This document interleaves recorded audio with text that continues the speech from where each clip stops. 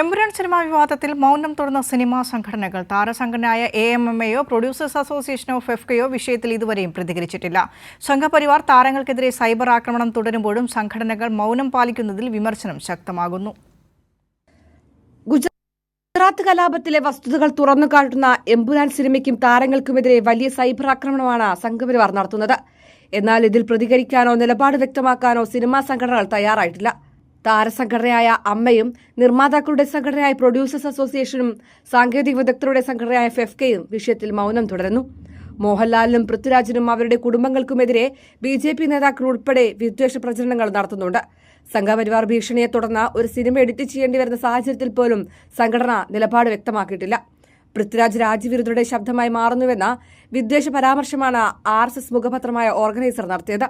പൃഥ്വിരാജിന്റെ ഭാര്യ സുപ്രിയ മേനോനെ അർബൽ നക്സൽ എന്ന് വിളിച്ചാണ് BJP നേതാവ് B. ഗോപാലകൃഷ്ണൻ അധിക്ഷേപിച്ചത്. മേജർ രവിയെ മല്ലിക സുകുമാരൻ വിമർശിക്കുന്നതിന് മുമ്പ് സ്വന്തം വീട്ടിലെ മരുമകളുണ്ട്, മരുമകളെ വിമർശിക്കേണ്ടത്.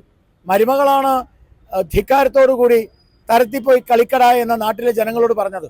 അപ്പോൾ മല്ലിക സുകുമാരൻ വാസ്തവത്തിൽ മേജർ രവിയോടല്ല, സ്വന്തം മരുമകളെ നിലയ്ക്ക് നിർത്തണം.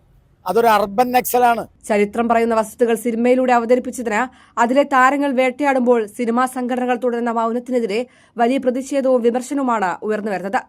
കൈരളി ന്യൂസ്, കൊച്ചി.